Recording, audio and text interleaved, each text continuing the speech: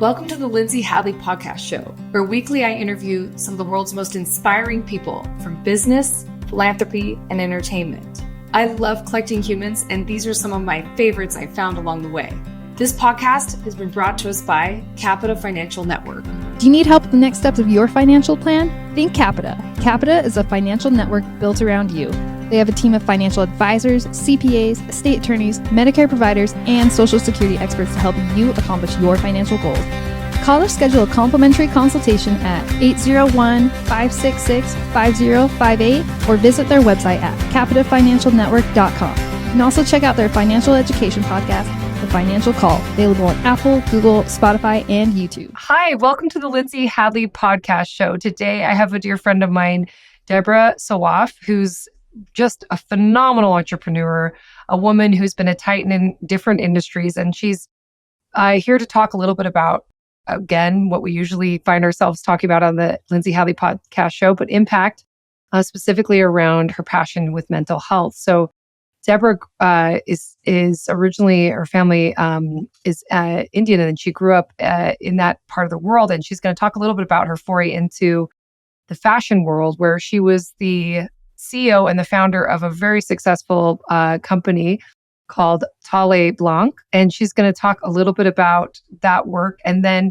we're going to kind of dive into her work with the Power of Words Foundation and how she used her own lived experience with a mother who had severe mental illness to tap into this well of empathy, this brilliant mind, all of her moxie and gumption and resourcefulness, and is applying it in a really unique way to help children and adults as well learn to have better emotional intelligence, talk about how they feel, be able to reach healing when it comes to mental health. So, Deborah, thank you so much for coming on to the show.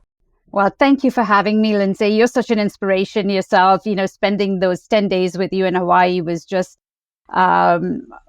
eye-opening in so many ways, being aware even more and going deeper into all of the work you do and the impact you have. And your recent trip to Cambodia was really inspiring. So you're an inspiration yourself. So there's so much to learn from each other. Thank you for having me. Oh, thank you so much for saying that. We did have a lot of fun in Hawaii. We actually had a little gathering on the North Shore of Oahu with some leaders in the mental health space, whether it was practitioners and psychiatrists to individuals who were running campaigns, for celebrities to ultra high net worth donors and philanthropists in the space. And Deborah presented and was like a real highlight. Everybody just lit up in the room. So Deborah, maybe we can start off by having you share your background, a little bit of your story, and segueing into, because I know you're most excited to talk about, because your life these days is all about impact and all about your work at the Power of Words Foundation. So maybe you could start a little bit about your journey and tell us how you got here and what you're doing, because I think our audience will really love to hear how personal and how genuine your connection is to this issue. Well, thank you. Let me start with, I was born in a suburb of Bombay. My mother's family is what they call Anglo-Indian, so British Indian, and my father is Indian. And at a really young age, at the age of 10, I realized my mother was ill. And I wasn't sure what it was, but it was pretty traumatic, and it was really hush with everything that happened.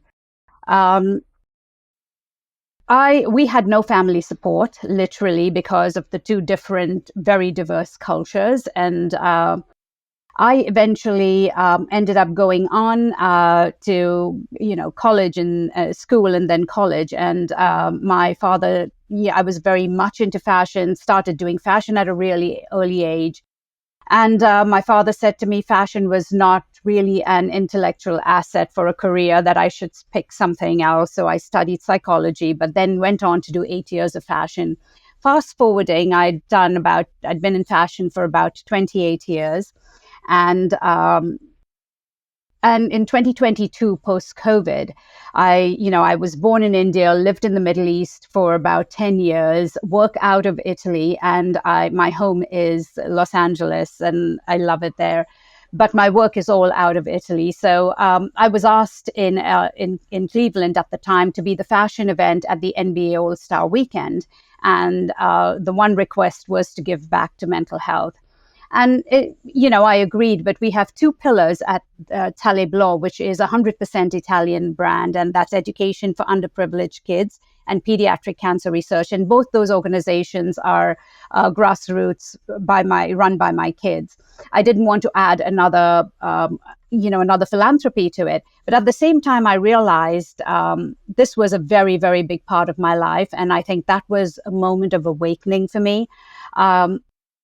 This was my calling. I realized that my life had come full circle. I came home and said to my husband, came home from the NFL draft in Cleveland, where I was asked to be the fashion event, and said to my husband, I think I'm going to start a new brand. And he looked at me. This was post-COVID. Our factory had closed. Everything had shut down. Our store in Beverly Hills had closed. And I think he was thinking I was having a mental health moment. And I told him, I believe fashion has the power. Fashion has a voice. It is a vehicle to convey any message you'd like to. And I was going to use the power of fashion to be able to talk about mental well-being, but talk about it through emotional intelligence. I've been mentoring kids for many years, and I had a formula that I was using. And I realized everything we do in mental health is one-on-one. You're working with your counselor or your therapist, and then eventually your psychiatrist, but it's always one-on-one. And then you walk out and go into the world on your own. And I wanted to create something around that. But coming from fashion, if I had just jumped in and created a program or something to do with emotional intelligence or mental health, no one would have heard me. So I leveraged the voice of fashion to accept the offer to be the fashion event at the Super Bowl first, and then at the NBA All-Star, and actually create this collection which had colors and words and spreading and talking about positivity. About 4 months later, I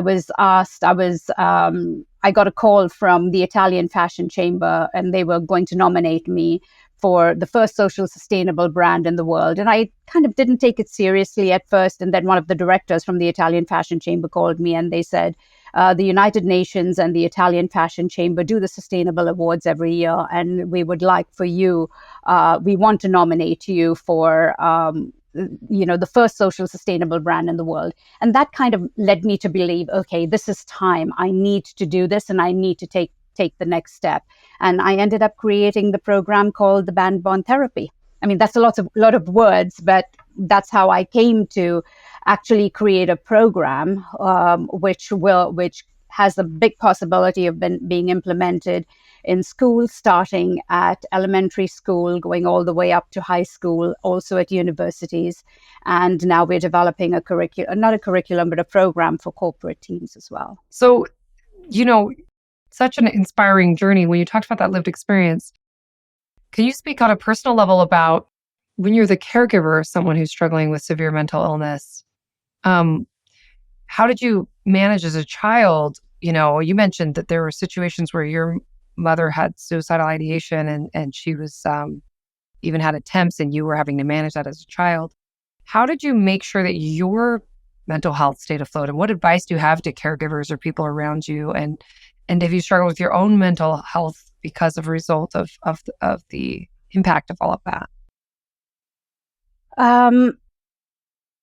It is like walking on eggshells. For everybody, I'm working with a lot of people struggling with this. Mental health is a family issue. It's not about the individual. It's about the family, and it's about the community.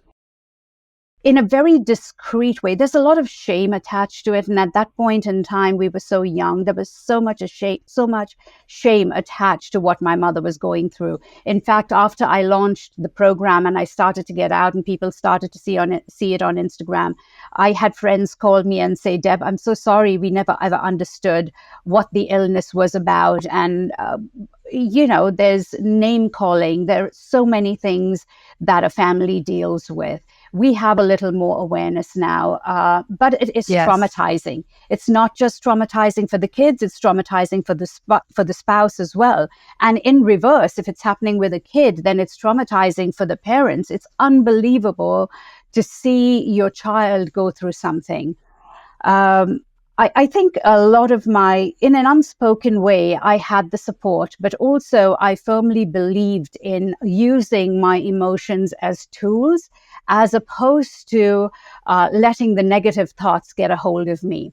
And so I went back to it's an ancient Indian philosophy of the chakras, where your body holds emotions. And it is scientifically proven that your body holds emotions. We use phrases like, I have a vision and I aspire to something. You say, I'm choked for words. When you talk about love or compassion, you touch your heart. When you're excited about something, you say, I have butterflies in my stomach. Or when you're nervous and worried, you have a knot in the pit of your stomach.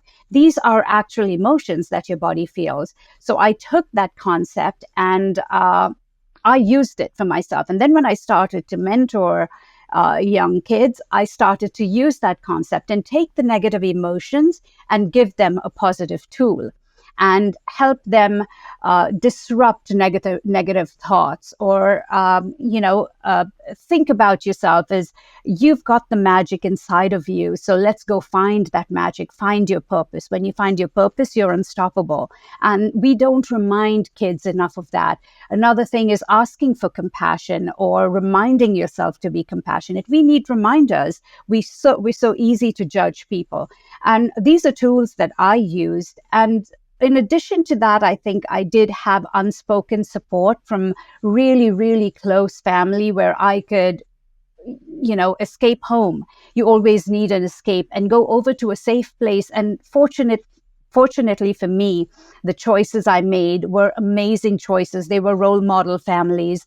And so I had that comfort. And I think it's really important for parents to know that when this happens within a family, it's so important to make sure that if it's happening at home with adults, that your kids have a safe place, because they will always look for an escape. And that escape doesn't need to be substance. It doesn't need to be to go hang out in the wrong places. Looking for role models to, take you under their wing. And that's what we're teaching now. Incredible. So maybe you could explain, I have the privilege of having worn some of your bands and, being able to participate in actually the utility of what you've designed. Can you maybe explain for the audience that is maybe either listening, can't see, or see like what, exactly what you're doing with the power of words, and kind of give more color commentary, literally and proverbially, like, to what it is? Absolutely. So the power, it's called the band bond therapy. And let me start by explaining that, go back to saying our body holds emotions, and there are 7 major emotions.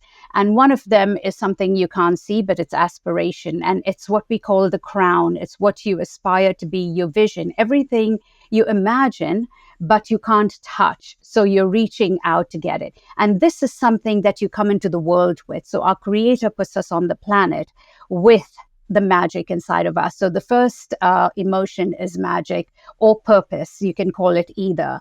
And it's about teaching you through the curriculum and the training to find your purpose, or helping you find your purpose, but using that word, either purpose or magic, which is purple, the color is purple, to be able to remind you every time you're at a roadblock, every time you're going into a deep, dark hole, that I've got something special inside of me. And you're the only one and only person in the world that has that. There's no one else in the world like you. The second emotion is empathy. And we call it the third eye, because we don't really have a third eye, but the third eye is something you can see beyond the ordinary. To be able to have empathy with someone is really living outside of your body in someone else's. We say walking in the shoes of another. So it's a gift to be able to look with that third eye and put yourself in a situation and feel how someone else feels. And that's empathy. And empathy to us is pink. I have another really interesting thing to tell you about all of the colors and emotions. And then we have the throat chakra, which is blue, and that is to speak out, is either to speak out or reach out. So you can wear the blue band if you're saying, I'm in a good place and you can reach out to me, or I'm ready and I want to speak out. But also speak out is one way of reminding yourself on a daily basis that there is something I need to talk about, and you're picking up the courage to speak out. And then we have green, which is compassion. And you can either ask for compassion or you can be reminding yourself to be compassionate. Yellow is optimism. And again, it's reminding yourself to be optimistic. or, just wanting people to take what you're putting out there and be optimistic about it. And then resilience is picking yourself every time you fall down, and that's orange. Well, I'm actually wearing empathy, resilience, and magic today. And the last emotion is warrior. And warrior is your root. So you're always working. Our entire lives, we're working towards being a warrior that's celebrating. So you take your magic, believe you've got magic inside of you, pick yourself up with resilience and work towards being a warrior. So every situation we have, every person I work with, or every human being we talk to has their own way of working with these 7 bands. And the 7 bands can mean one thing to you today, but it can mean another thing to you tomorrow. It just depends on how you want to use it and what you're using it towards. So you can be someone that's just using it to be healthy or to work out. For me, it's remembering to do those 10,000 steps today because I was traveling and I'm not going to work out. Or to eat healthy. So every time I reach out for unhealthy food, I have this reminder on my wrist. It can be used in really serious situations, to avoid negative thoughts that are taking you down into a deep dark hole. So we use them for people that have issues with substance abuse, addiction, anything you can imagine, but everyone uses it differently. That's really, really wonderful. I remember you let us at the retreat, people pick their color and you could pick ones for different days. And it was fun to see from the, adults in the room that were in their 60s to my little 7-year-old son who all got to play with the emotions and kind of self-identify. So with this program, tell us a little bit about you. I know you've recently just went to India with MIT. Love for you to kind of give it a shape of how far along you are in this foundation and what exactly, are some of the strategic partnerships or opportunities that are happening right now. Well, when I started the program, I didn't intend for it to be a foundation. I thought it was going to be the fashion brand, and it was going to just evolve from there and stay within the United States. Then we got nominated by the Italian Fashion Chamber. Then I got invited to the Middle East, and then after that, I got invited to the G20. And all of these milestones were an opportunity for me to present what I was doing. And because it's 7 colors and 7 emotions, 7 is a magical number, appears in or relates to every culture, every religion. It was very easily relatable. And I realized this could also be global.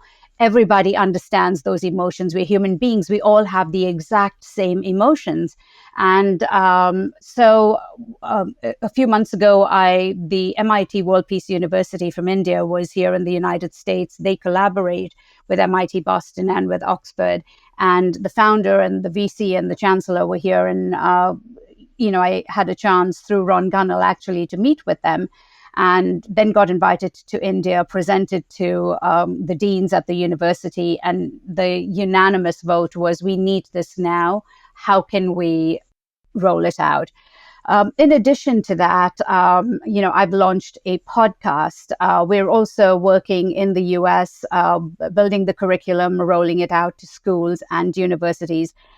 We ended up turning it into a foundation because I'd funded it until about 7 months ago, and then realized we could really, spread far and wide.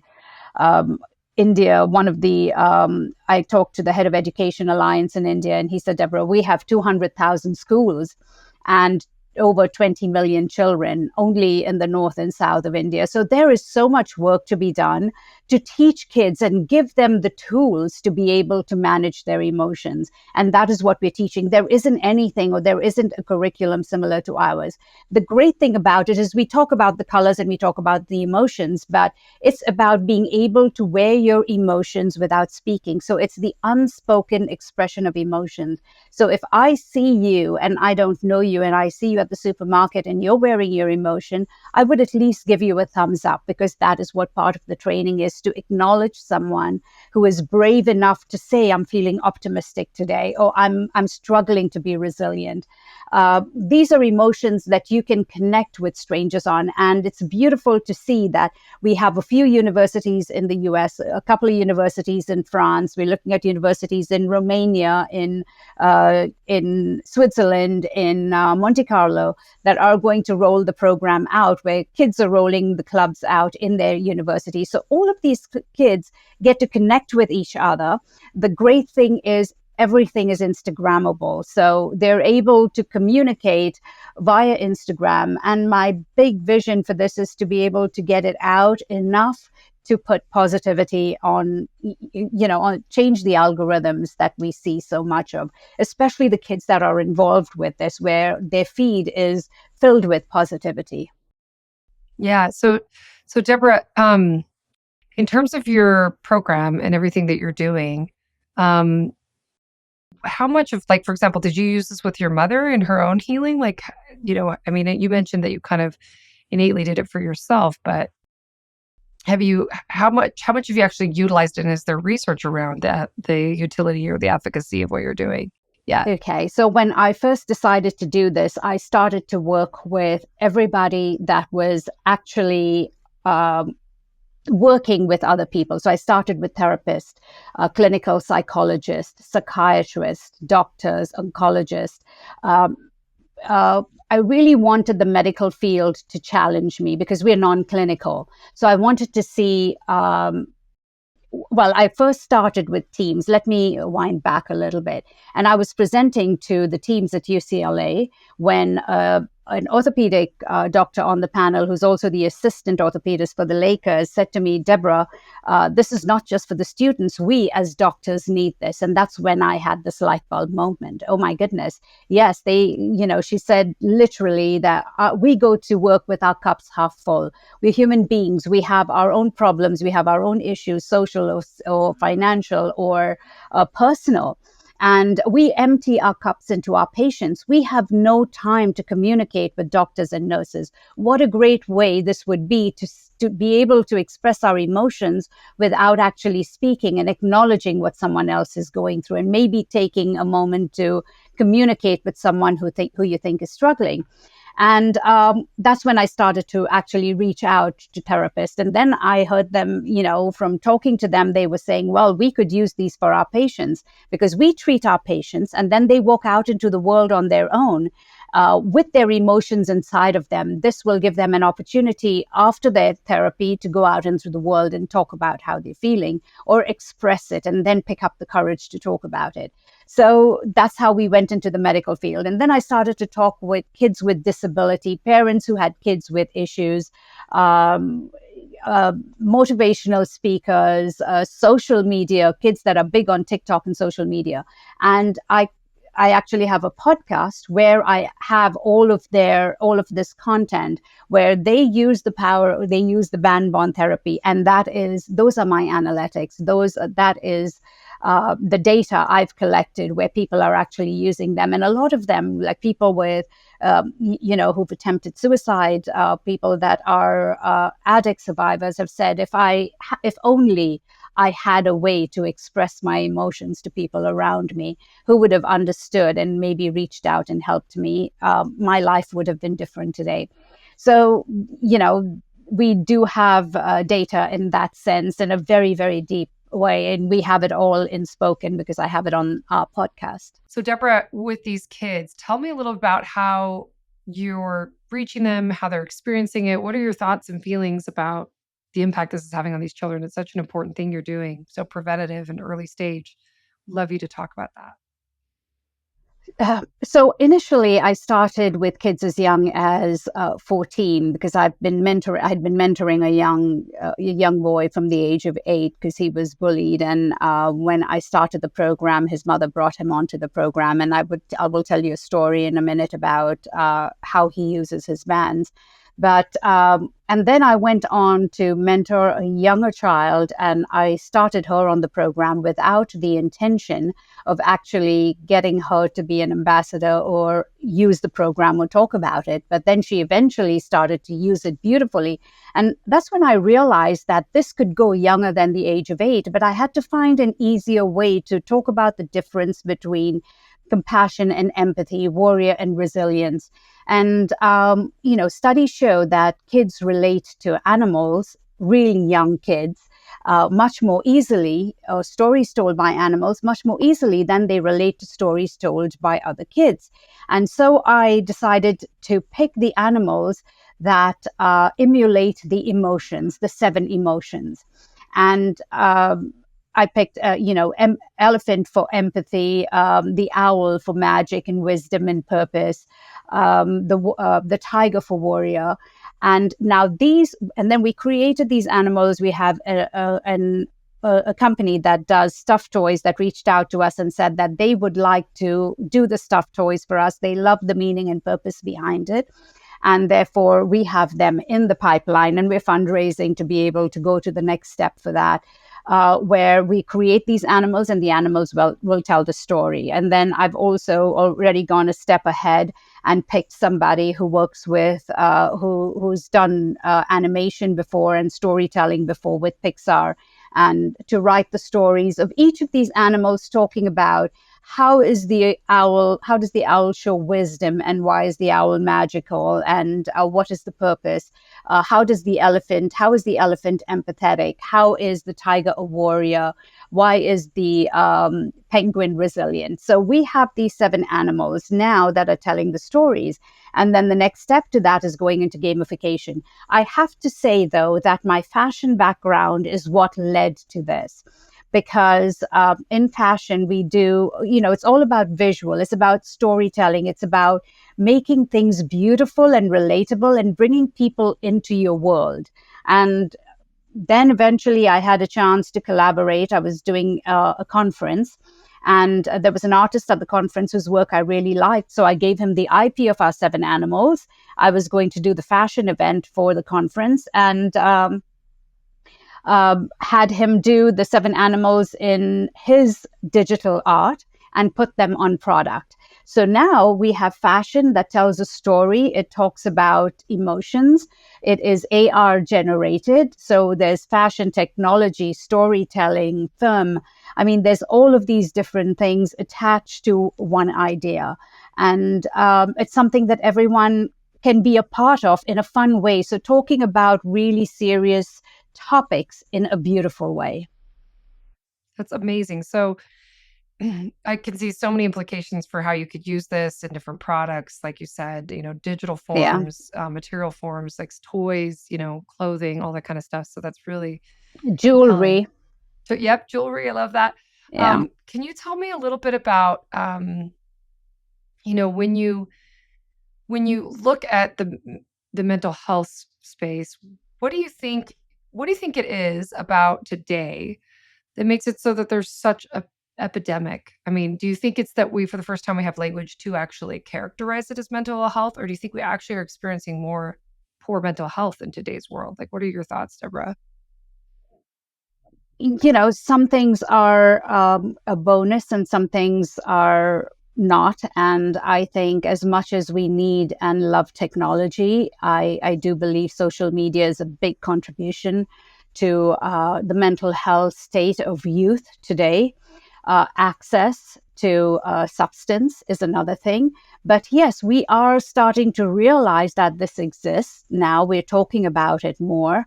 And we weren't verbalizing it. We'd hide it before, and people are still hiding it. And it's about, realizing, how do you manage that? How do you use all of these tools we have, whether it's just Instagram and Facebook and AI now, but use it positively. And you can only do that if you have this great moral base and you use EQ on a daily basis. Use your emotional intelligence positively on a daily basis. And we really aren't doing that. We aren't implementing this in a child's mind at a really age. Not just think about your emotions and be aware and express them, but also look at those around you and recognize their emotions and understand and reach out. Because often we say that reaching out to somebody else that's struggling um, makes your own problems so much smaller, and you kind of forget about it. And because there's a gratification to giving something of yourself, even by reaching out to someone, brings gratification back to you. I talk about it as, being compassionate. If you remind yourself, like I wear empathy when I travel because I don't want to judge people. If someone's having a bad day, or someone's rude, or someone's, not in a good mood, or I want to remind myself to be empathetic towards that person because I don't know what they're going through. But because I have this on my arm all the time, I remind myself of that I can't be judgmental. And I don't know what someone else is going through. And if we remind ourselves about these little things, the gift you get back from the gratification of giving, reaching out to somebody just to say hello, or help someone that's struggling with something, even a total stranger, to cross the street, at the supermarket, whatever it might be. I call these little pearls of joy that you add to your cup, and you fill your cup from helping others. So to answer your question, it's a combination of things, and I think technology plays a big part because we're going more and more into this little thing, and through the program we bring you out. Yeah, we're trying to bring the kids and just normal people out, make eye contact, recognize someone that's expressing their emotions, because we do this in communities. It's called the band bond therapy because these are bands that bond you. Cute. That's lovely. I love that. Well, Deborah, with kind of just wrapping up a last question here, when you look at the purpose that you've now found yourself in, I mean, you went from being, a mother, an entrepreneur, a fashion icon, like you're doing all these amazing things. You're very intelligent, very well spoken, and now you've built this foundation and you're building that and running at it full steam. What is it that you hope most gets accomplished at the end of the day? What do you hope to see, like in your wildest dreams? What is it that you envision for your work and hope it will accomplish? And what would be a dream come true for you? I think I would like to see this implemented in curriculum in schools and universities. And I would like to prove that practicing EQ on a daily basis, we can show in 21 days how people can connect and communicate and feel better about themselves just from making that connection and just from being nice to someone else or showing empathy to someone else. I, I do see that kids in universities and schools, especially high school kids, that come out because we do fashion, art, different forms of art.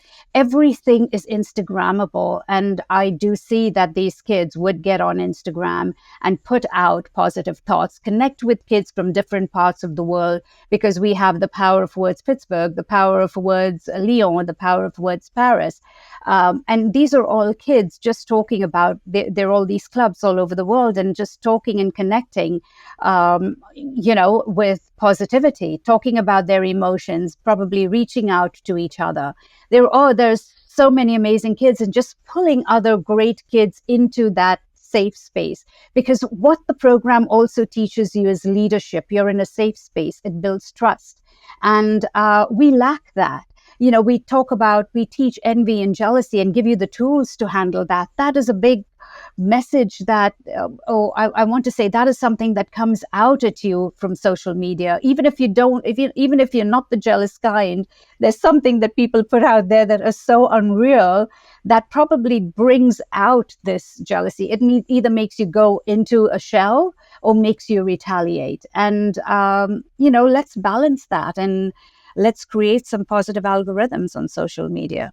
That's so exciting. I love your big heart and your big vision and your big appetite for impact. And so, last question: how can people listening reach out to you or get connected if they want to support in any way, whether they have contacts, and also not only how can they reach you, but what are ways they could be involved? Obviously, donations. Are there any other ways people can support what you're doing? Well, absolutely. There's so many ways. I mean, I just want people to say, okay, I live in the city. I would like to see the schools in the city and, sponsor the schools. Let's roll it out into schools. The programs are not, it's not expensive to roll out. So let's do that. Give these kids the tools. It's a one-time investment for a lifetime skill for each child. It's either $3.20 or $2.80, depending on the number of kids. You give them a lifetime skill and it just rolls, goes from year to year. So, I mean, that's one way to get involved. Come on board with us. We always need a great network. It's everything. We need so much help. We're such a small team, and we can go global, or we are going global, by the way. We're already in touch with European governments that are connected with the European Union. So they're looking to put this on the curriculum in the European Union. We're connected at the Indian, with the Indian government as well. And we're definitely looking to make a big impact in the United States. We need it at home. So, like they say, charity begins at home. So let's start here. So great. So Deborah, thank you so much for your great work. You have a great power of words with yourself, like you are so affirming and loving and speak a lot of life onto people. So thank you again. It's a pleasure having you on the show. Thank you. And you're an inspiration yourself. And thank you for doing this. And, we can have the power of words, but you give us a voice. So I appreciate that. And together we can make impact, I'm sure. Wonderful. Thank you. Do you need help with the next steps for your financial plan? Think Capita. Capita is a financial network built around you.